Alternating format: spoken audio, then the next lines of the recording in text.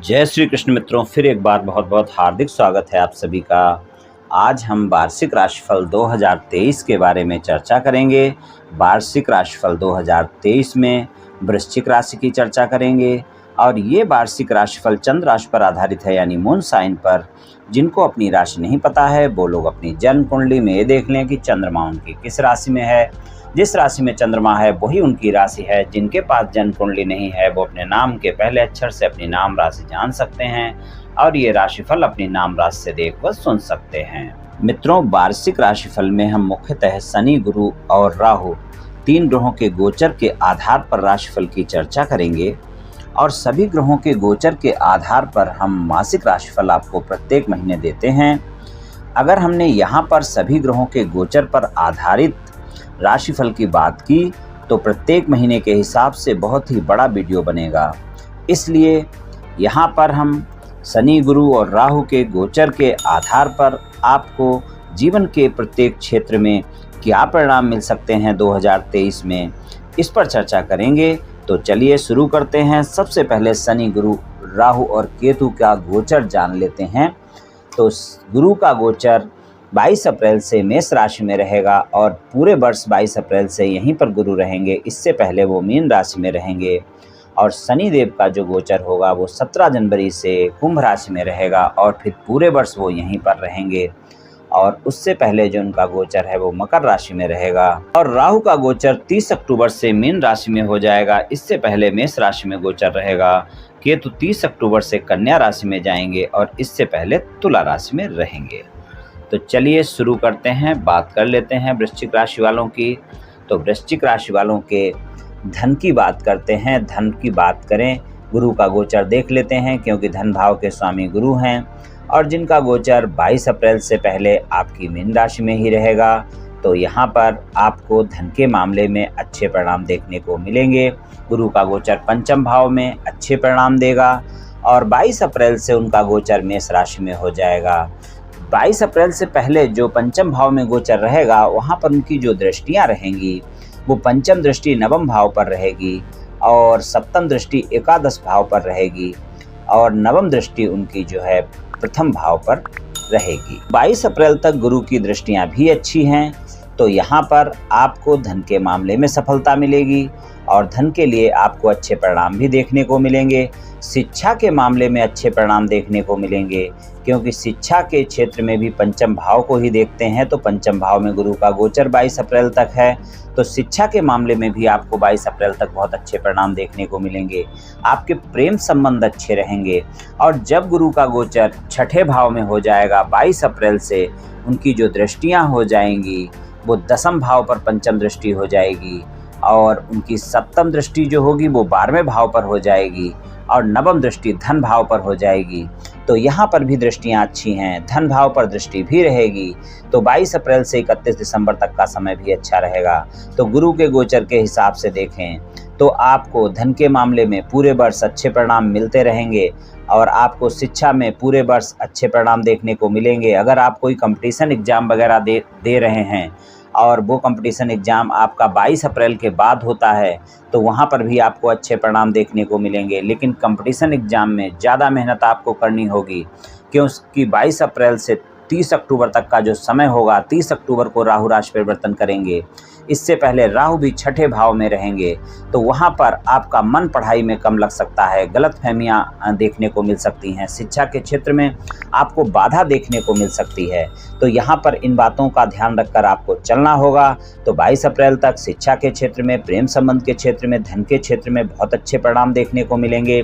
और 22 अप्रैल से 30 अक्टूबर तक आपको अगर अच्छे परिणाम लेने हैं तो आपको वहाँ पर अपनी एकाग्रता बनाकर रखनी होगी, गलतफहमियों से बचना होगा क्योंकि गोचर में गुरु चंडाल योग बनेगा क्योंकि राहु और गुरु की युति होगी, आपके छठे भाव में होगी, मेष राशि में होगी और ये 30 अक्टूबर तक रहेगी। तो 22 अप्रैल से 30 अक्टूबर तक अगर कोई कंपटीशन एग्जाम है तो वहाँ पर आपको ज़्यादा मेहनत करने के बाद ही अच्छे परिणाम देखने को मिलेंगे क्योंकि शनि की दृष्टि तीसरी वहाँ पर रहेगी क्योंकि 17 जनवरी से शनि का गोचर कुंभ राशि में रहेगा।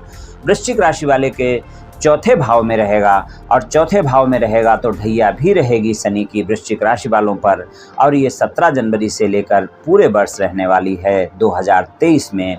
तो यहाँ पर आपको ज़्यादा मेहनत करने के बाद ही परिणाम मिल पाएंगे, क्योंकि अगर आप कंपटीशन एग्जाम की तैयारी करने जाएंगे आपका मन नहीं लगेगा, आपको रुकावटों का सामना करना पड़ सकता है। लेकिन गुरु का गोचर 22 अप्रैल से 30 अक्टूबर तक ये रहेगा, लेकिन 30 अक्टूबर को राहु राशि परिवर्तन करके मीन राशि में चले जाएंगे, पंचम भाव में चले जाएंगे। कंपटीशन एग्जाम के लिए नवंबर दिसंबर के महीने ज़्यादा अच्छे हो जाएंगे, लेकिन शनि की दृष्टि पूरे वर्ष बनी रहेगी, इसलिए ज़्यादा मेहनत करने के बाद ही परिणाम मिलेंगे। लेकिन राहु का गोचर भी पंचम भाव में हो जाएगा, शिक्षा के भाव में हो जाएगा। तो आप ये ध्यान रखकर चलें कि शिक्षा के लिए, धन के लिए 22 अप्रैल तक का समय सबसे बेहतर रहेगा इस वर्ष में, और प्रेम संबंधों के लिए भी अच्छे परिणाम देखने को मिलेंगे 22 अप्रैल तक। और 22 अप्रैल से 30 अक्टूबर तक का जो समय होगा वो कंपटीशन एग्जाम में जब भी सफलता मिलेगी जब आप ज़्यादा मेहनत करेंगे।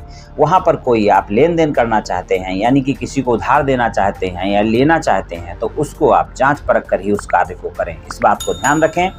शत्रुओं पर कोई दिक्कत नहीं है, आप शत्रुओं पर हावी रहेंगे क्योंकि वहाँ पर राहु का गोचर है, लेकिन आप कोशिश करें कि कोई शत्रु आपके नए ना बने तो ज़्यादा अच्छा रहेगा 22 अप्रैल से 30 अक्टूबर के बीच में। और 30 अक्टूबर से जब राहु राशि परिवर्तन कर लेंगे तो फिर भी उनका जो गोचर होगा वो मीन राशि में होगा, तो शिक्षा के भाव में होगा, प्रेम संबंधों के भाव में होगा, तो वहाँ पर प्रेम संबंधों में गलतफहमियाँ बढ़ती हुई देखी जा सकती हैं। तो नवंबर और दिसंबर के महीने आपके सामान्य शिक्षा के लिए, आपके प्रेम संबंधों के लिए गलतफहमियां ज़्यादा बढ़ा सकते हैं, इस बात का ध्यान रखकर चले। तो कुछ इस तरह के परिणाम आपको धन के मामले में, शिक्षा के मामले में और प्रेम संबंधों के मामले में देखने को मिल सकते हैं। व्यापार कारोबार के लिए 2023 के लिए वृश्चिक राशि वालों को देखें तो 17 जनवरी से पूरे वर्ष शनि की दृष्टि आपके दसम भाव पर बनी रहेगी और सप्तम दृष्टि रहेगी, और दसम दृष्टि आपकी राशि पर बनी रहेगी। 22 अप्रैल तक गुरु की दृष्टि भी प्रथम भाव पर बनी रहेगी, आय भाव पर बनी रहेगी, नवम भाव पर बनी रहेगी। तो 22 अप्रैल तक का जो समय है व्यापार कारोबार के लिए बहुत ही बेहतरीन परिणाम आपको दिखा सकता है, क्योंकि धन भाव के स्वामी की दृष्टि आय भाव पर रहेगी। तो यहाँ पर आपको अच्छे परिणाम देखने को मिल सकते हैं, प्रथम भाव पर भी रहेगी।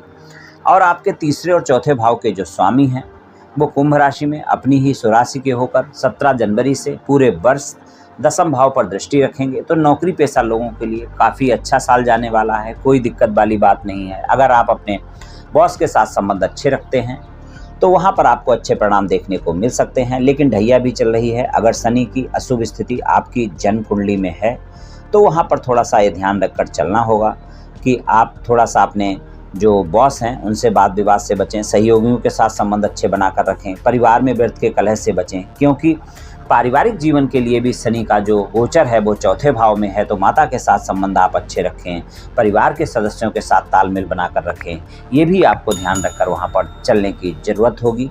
तो यहाँ पर कुछ ऐसे परिणाम देखने को मिल सकते हैं। और अगर आपकी जन्म कुंडली में शनि की पोजीशन अच्छी है, दशा भी अच्छी है, मान लीजिए शनि की ही दशा है और शनि आपकी कुंडली में अच्छी पोजीशन में है, शुभ ग्रह हैं, तो यहाँ पर आपको अच्छे परिणाम भी देखने को मिल सकते हैं इस ढैया में। और अगर शनि की पोजीशन अच्छी नहीं है तो कुछ अशुभ परिणामों का सामना करना पड़ सकता है। तो वहाँ पर परिवार के सदस्यों के साथ तालमेल बनाकर रखना होगा, कलह से बचना होगा, यानी परिवार के अंदर कोई भी कलह ना हो, इस बात का ध्यान रखें। पैतृक संपत्ति से कोई लाभ होना है तो 17 जनवरी से पूरा वर्ष मौका रहेगा जब पैतृक संपत्ति में आपको लाभ देखने को मिल सकता है। अगर लाभ होना है तो वो हो सकता है इस समय पर, और अगर आपके पैतृक संपत्ति में कोई वाद विवाद चल रहे हैं तो उनको भी सुलझाने का प्रयास आप कर सकते हैं। 22 अप्रैल तक का समय ज़्यादा बेहतर है, और 22 अप्रैल के बाद भी गुरु का गोचर छठे भाव में होगा तो वहाँ पर भी कोई दिक्कत वाली बात नहीं है। बस आप वाद विवाद ना खड़ा करें, इस बात का ध्यान रखें, तो आप पैतृक संपत्ति के मामले को सुलझा सकते हैं। पूरे वर्ष अच्छा समय आपके पास रहेगा, 22 अप्रैल तक का समय ज़्यादा अच्छा है। और 22 अप्रैल के बाद गुरु वहाँ छठे भाव में जाएंगे तो वहाँ पर आप ऐसा ना करें कि चीज़ों को कोर्ट कचहरी में ले जाने की कोशिश करें या लड़ाई ज़्यादा बढ़ाएं। आप समझौते के तहत अगर मामले को सुलझाने की कोशिश करेंगे तो वहाँ पर भी आपको अच्छे परिणाम देखने को मिल सकते हैं। गुरु का गोचर छठे भाव में है और आपको समझाने में सफलता भी मिल सकती है और समझौता हो भी सकता है।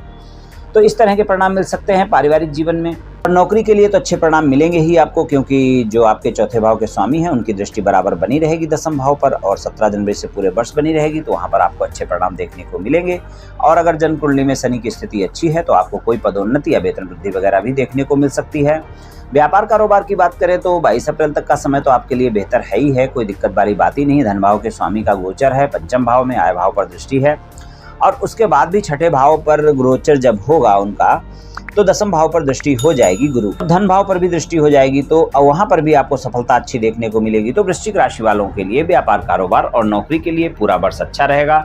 लेकिन 22 अप्रैल से जो समय होगा तो वहां पर थोड़ा सा 30 अक्टूबर तक, 22 अप्रैल से 30 अक्टूबर तक का ऐसा समय होगा जब आपके स्वास्थ्य को लेकर, आपके परिवार के स्वास्थ्य को लेकर अचानक कोई खर्च हो सकते हैं, तो खर्चों की अधिकता बनी रहेगी। तो खर्चों के लिए आप थोड़ा सा बजट बनाकर चलें, खर्च पर नियंत्रण रखें, और बाकी व्यापार कारोबार में आपको अच्छे परिणाम देखने को मिलेंगे। स्वास्थ्य के मामले में भी आपको ध्यान रखकर चलना है।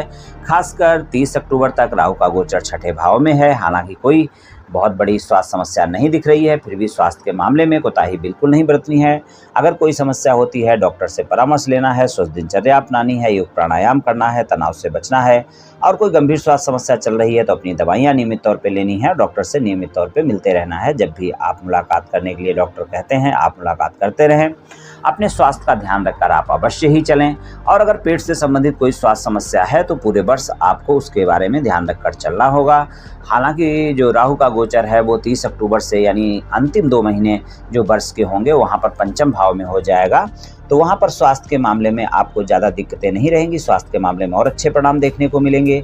लेकिन फिर भी पंचम भाव में है तो पेट से संबंधित कोई स्वास्थ्य समस्याएं परेशान कर सकती हैं, और शनि की दृष्टि भी बराबर छठे भाव पर बनी रहेगी। तो अगर आपको गैस से संबंधित कोई समस्या है, यानी कोई वायु विकार है, घुटनों में दर्द है, इस तरह की कोई समस्याएं हैं तो उनका भी ध्यान रखकर चलना होगा। कुल मिलाकर वृश्चिक राशि वालों को वैसे स्वास्थ्य में कोई बड़ी गंभीर समस्या नहीं दिख रही है, लेकिन छोटी मोटी अगर कोई स्वास्थ्य समस्याएं होती हैं तो आपने कोताही बिल्कुल नहीं बरतनी है, डॉक्टर से परामर्श लेना है और अपनी स्वस्थ दिनचर्या अपनानी है, इस बात का ध्यान रखना है।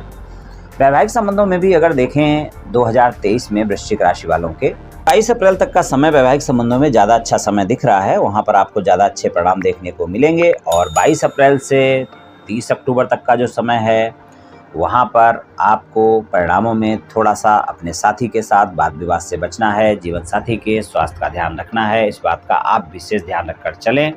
वरना आप अगर ध्यान नहीं देंगे इन चीज़ों को तो आपके वैवाहिक संबंध में जीवन साथी के साथ व्यर्थ के वाद विवाद, व्यर्थ की गलतफहमियां देखी जा सकती हैं। और नवंबर और दिसंबर के जो 2 महीने होंगे वहाँ पर भी आपको गलतफहमियों से बचकर चलना होगा। तो अगर मैं देखूँ तो 22 अप्रैल तक का समय ज़्यादा बेहतर दिख रहा है, और 22 अप्रैल से 30 अक्टूबर तक का समय थोड़ा सामान्य दिख रहा है, और नवंबर और दिसंबर के महीने हैं वहाँ पर भी आपको सामान्य परिणाम ही मिलेंगे। लेकिन 22 अप्रैल से 30 अक्टूबर तक आपको जीवन साथी के स्वास्थ्य का ध्यान रखकर आपको चलना होगा, और जो अंतिम 2 महीने हैं वहाँ पर इतनी ज़्यादा कोई स्वास्थ्य को लेकर दिक्कत नहीं है। लेकिन 22 अप्रैल से 30 अक्टूबर तक का समय है वहाँ पर आपको जीवन साथी के स्वास्थ्य का ध्यान रखना है। और वैसे अगर हम देखें तो अभी 1 जनवरी से लेकर 30 अक्टूबर तक का जो समय है वहाँ पर जीवन साथी के साथ आप वाद विवाद से बचकर रहें, क्योंकि वैवाहिक जीवन में आपके वाद विवाद हो सकता है, देखने को मिल सकता है, और अगर आपने उस वाद विवाद पर ध्यान नहीं दिया तो वो बढ़ भी सकता है। इसलिए जीवन साथी के साथ संबंधों में आपको ईमानदारी रखनी है, सच्चाई रखनी है, वफादारी का परिचय देना है, और कोई भी गलतफहमियां होती हैं तो जीवन साथी के साथ स्पष्टता से सुलझानी है, किसी तीसरे व्यक्ति को एंट्री नहीं देनी है। कोई मनमुटाव चल रहे हैं तो उनको समाप्त करें। जीवन साथी के साथ संबंधों में कोई वाद विवाद बढ़ने ना दें। 2023 में वृश्चिक राशि वाले तो उनके लिए अच्छा रहेगा।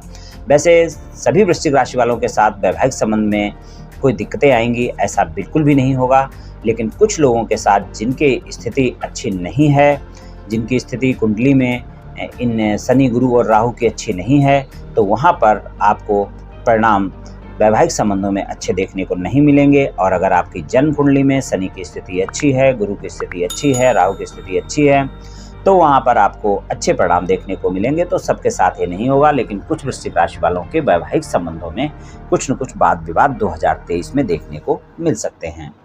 तो कुछ इस तरह के परिणाम देखने को मिल सकते हैं वृश्चिक राशि वालों को 2023 में।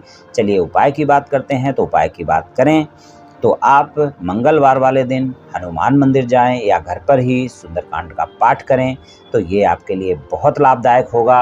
आप प्रत्येक मंगलवार को कर सकते हैं, हफ्ते में 1 दिन, तो यहाँ पर आपको बहुत लाभ देखने को मिलेगा। और गुरुवार वाले दिन आप विष्णु सहस्त्र नाम का पाठ करें या सुनें और विष्णु भगवान की पूजा उपासना करें, इससे भी आपको काफ़ी लाभ देखने को मिलेगा। तो ये उपाय आप कर लें मित्रों, निश्चित ही आपको लाभ मिलेगा। तो मित्रों, आज मैंने आपसे शनि, गुरु और राहु के गोचर पर आधारित आपके वार्षिक राशिफल के बारे में कुछ सामान्य चर्चा की। ये राशिफल सामान्य राशिफल है, ये सभी जातकों पर पूर्ण रूप से प्रभावी होगा ऐसा बिल्कुल भी संभव नहीं है, क्योंकि आपकी जन्म कुंडली में ग्रहों की स्थिति और आपकी वर्तमान दशा और अंतर्दशा और फिर ग्रहों के गोचर की स्थिति, इन सभी बातों पर बहुत कुछ निर्भर करता है। आप सभी स्वस्थ रहें, आयुष्मान रहें, धनवान रहें, ऐसी मेरी श्री कृष्ण भगवान से प्रार्थना है। जय श्री कृष्ण।